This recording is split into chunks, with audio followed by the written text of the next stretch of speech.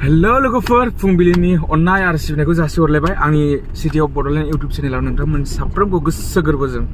बरायहरनाय जाबाय आरो नैबे खान्थाल आथाखौ लानानै नङा ओमफ्राय नै जोंना सोर नोंथांमोना मिथिखायो खान्थाल आथाखौ लानानै बरायहरनाय ओमफ्राय बा बे मानसिया भिडिअखौ नायोल' ना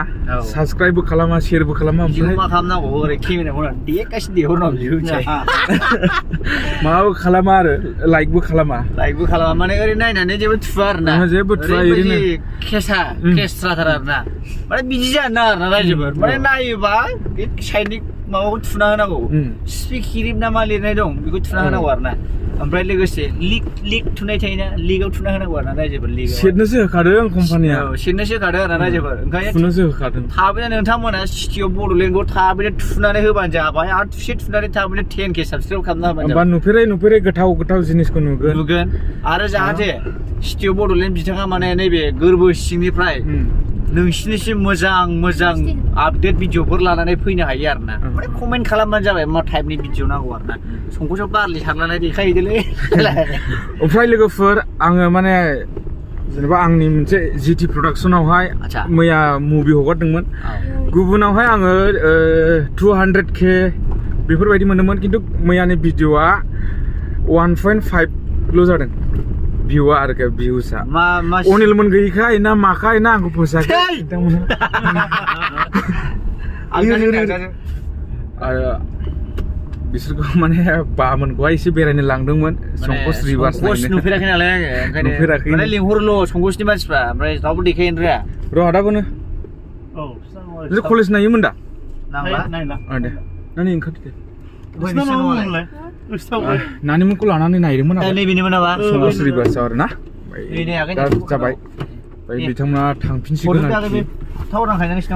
दा लोगोफोर आंनि गासैबो भिडिअफोरखौ लाइक आरो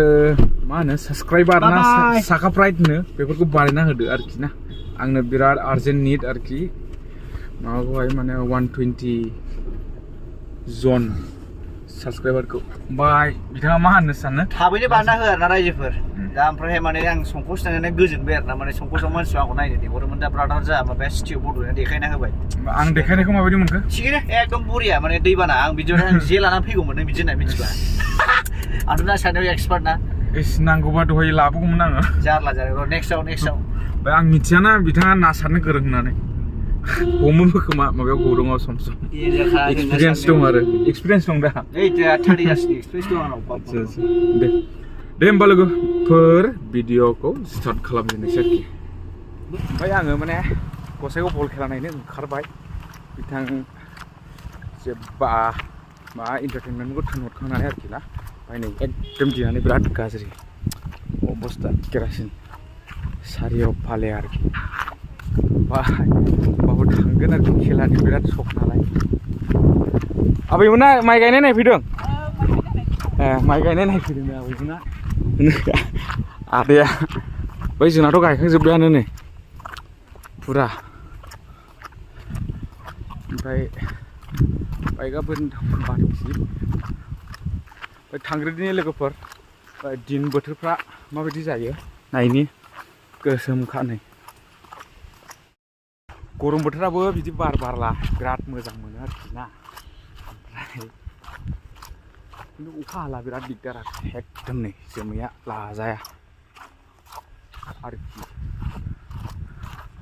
ओमफ्राय नै अमा गग्रायाव फैबाय आरोखि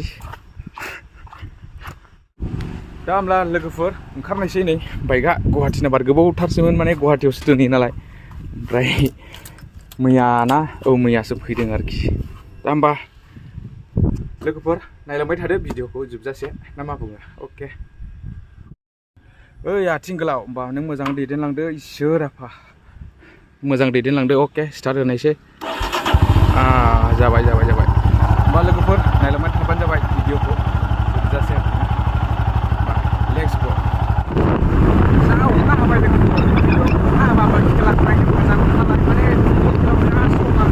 ओंखायनो नायनोसै आरोखि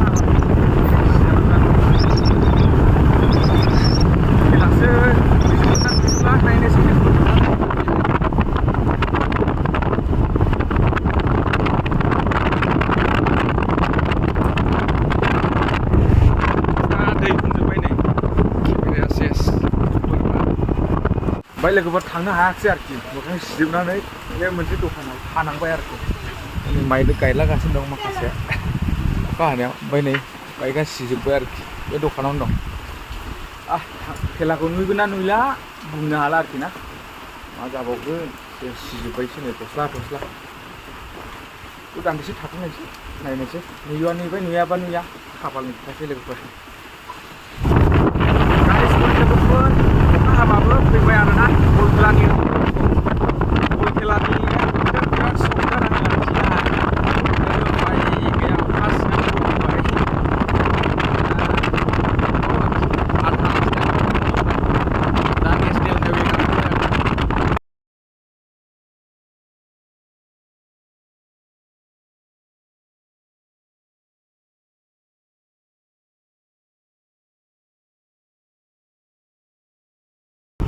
फैनायाथ' एफा खस्थ' फैबाय बल खेलासो दंना गैला बेसो जाबाय मेन खोथाया आरोना सिजानानै फैबाय फैनायालाय ओमफ्राय दा बल खेलाखौसो नुयो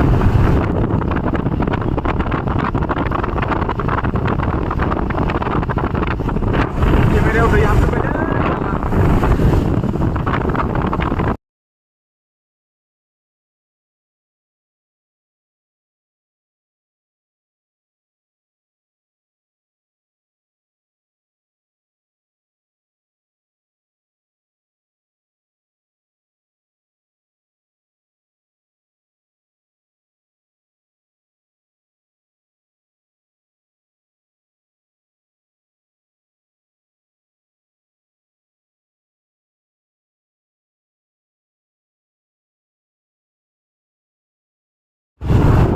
ओमफ्राय लोगोफोर नोंथांमोननो आङो एडुकेसननि बागै माने मोनसे माबा होनो नागिरदों आरोना दा नोंथांमोना मोजाङै खोनासंबानो जाबाय ओइ र' भिडिअखौ स्क्रिप्ट दा खालाम दे नायलांजोब होमबासो मोजां बुजिगोन थ' लोगोफोर आङो बे मोनसे खोथा नोंथांमोननो खोन्थानो नागिरनाया जाहैबाय ओरैबायदि दा माने जायफ्रा ग्रेजुवेट खालामनानै दङ ओरैनो दङ फरायनो गोसोबाव बाट न'नि फाइनान्सियेल प्रब्लेम आरो नोंथांमोना मिथिखागौ ना जों बर'नि गेजेराव सोर साबसिनाव थाखा दङ ना बिदिनो सोरबा मिडिल क्लास फेमिलि सोरबा दङाथ' दं हिउज दं ओमफ्राय जायना गैयाथाय गैया गोदोनिफ्रायनो गैया ओमफ्राय जों बिराद खस्थ' नुबोबाय बेबायदिनो फरायनो गोसोबाबो फरायनो मोना बेबायदिनो फाइनान्सियेलनि प्रब्लेम थाखा फैसानि बिराद गिदिर प्रब्लेम आरो जों बर'नि गेजेराव दा बिनि थाखायनो बेखौ नोजोर होनानै बिटिआर सरकारा मोनसे मोजां खाबु लानानै फैदों दा बे खाबुआ माब्रै बेखौनो आं नोंथांमोननो गोसोआ थानो हायैलाय आङो शेयार खालामना होनायसै आंनि भिडिअनि गेजेरजों नोंथांमोना जुदि आंनि चेनेलाव गोदानबा अननानै साबस्क्राइब खालामना होदो आरो शेयारबो खालामना होदो जाहाथे बै मिथियै मानसिफ्राबो जाहाथे बे मिशनखौ मोनथियो आरो जायफ्रा बेयाव स्ट्रागल खालामग्रा मानसि बिथांमोनाथ' मिथिखाबाय जानो हागौ होमबाबो आङो खोन्थाना होनायसै आंनि गोसोआ थानो हायैखाय बा सोरबाफोर नुवाखैबो जानो हागौ बा मिथियाखैबो जानो हागौ ना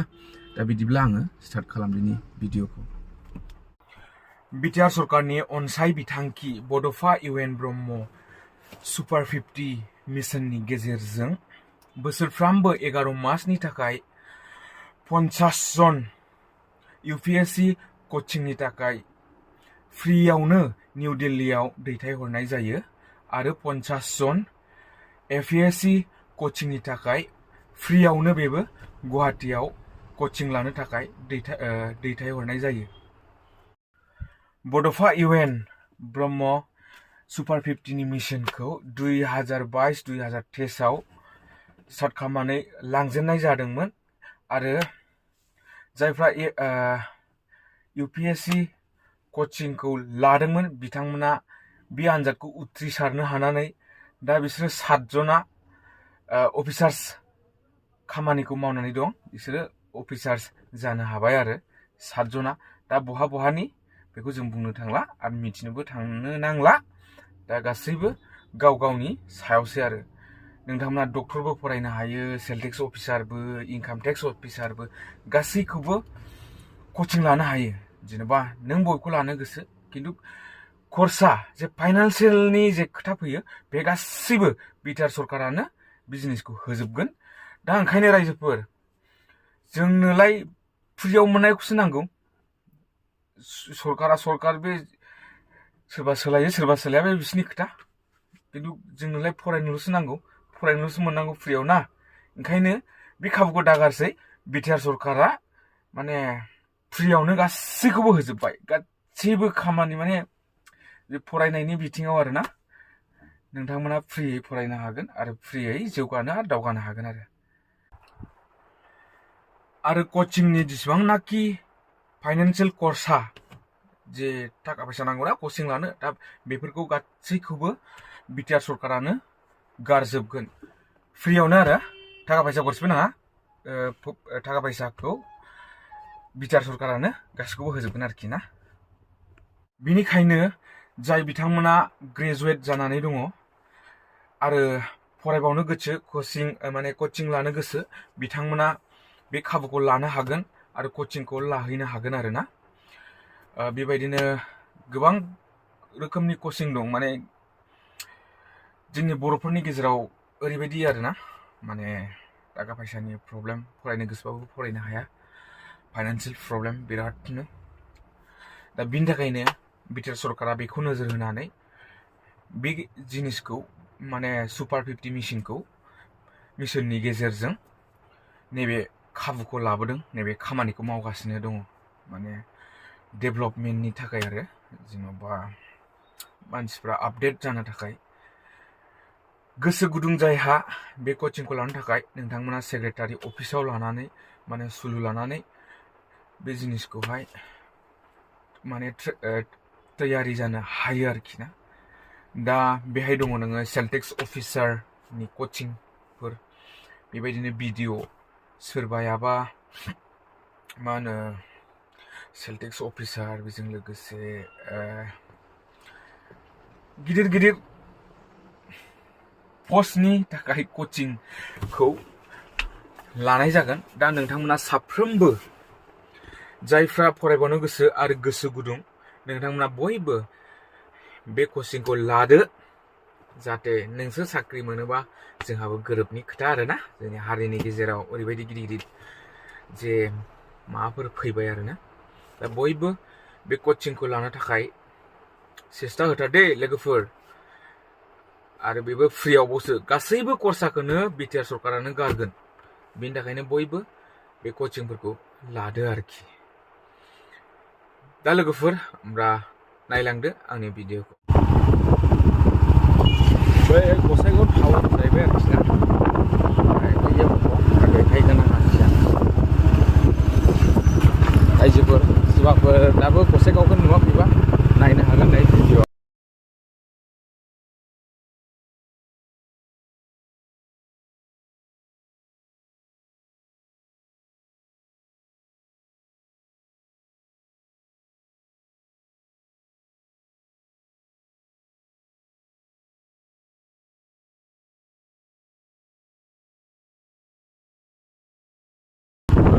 माबा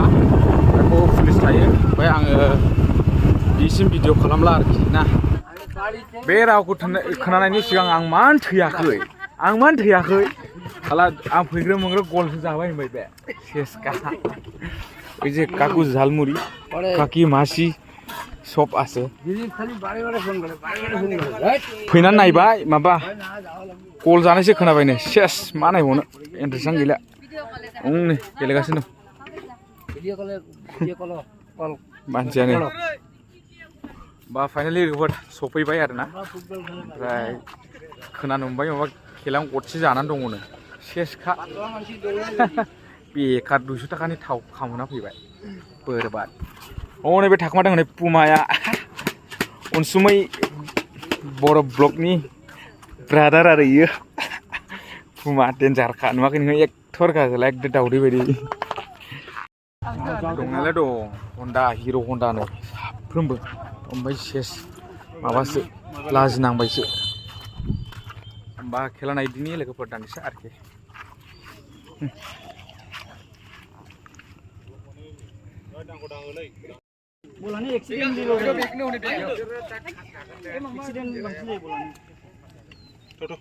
गेलेगासिनो दं नै एकदम हाब्रु जाखानाय फिला सेस अबस्था खेलासो के लजा लागছে নাকি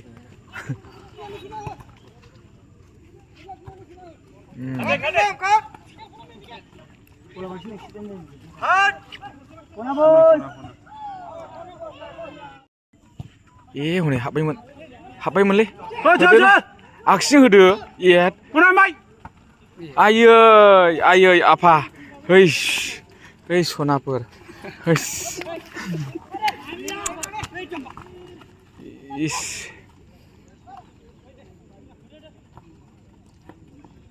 लागाव आयै होबाय माथो खमसे खम पेट्रल जादो केरासिनसो जानानै दं खेलायानो जोनायखौ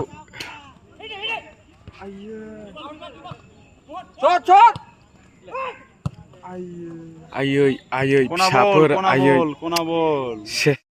आयै बोरैबादि बोरै जानानै ट्रोप हाबगौलै माइरिबो नैबे बला बोरैबा हाबला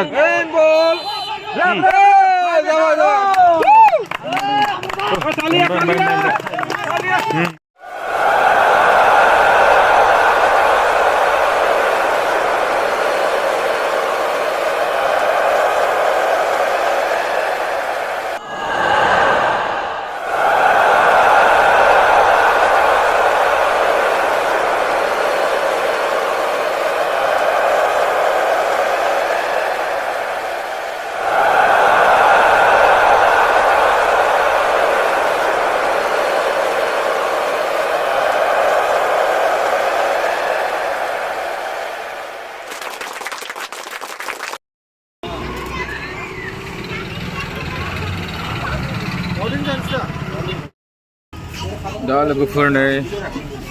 चावमिन जानो नागिरदों आरोखि ना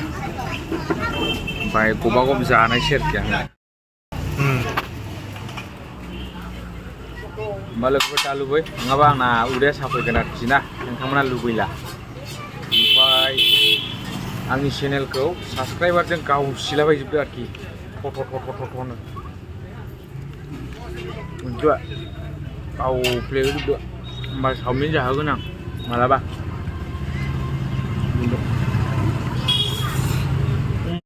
होमबा लोगोफोर खेलाखौ नायबाय मोजाङानो मोनबाय गोसोआव ओमफ्राय गोसो दुखु मोननायाबो गोजोननाय मोनबाय द्र' जानानै ओमफ्राय दा भिडिअखौ एसेयावनो आङो दोनथ'नाय जासिगोन आरोखि ना ओमफ्राय आंनि बे सिटि अफ बड'लेण्ड इउटुब चेनेलाव नोंथांमोना गोदानबा अननानै साबस्क्राइब खालामदो ओमफ्राय साफ्रोमखौबो आंनि गोसो गोरबोजों बिदि नुनायनि थाखाय गोजोननाय जासिहरबाय आरोखि बाय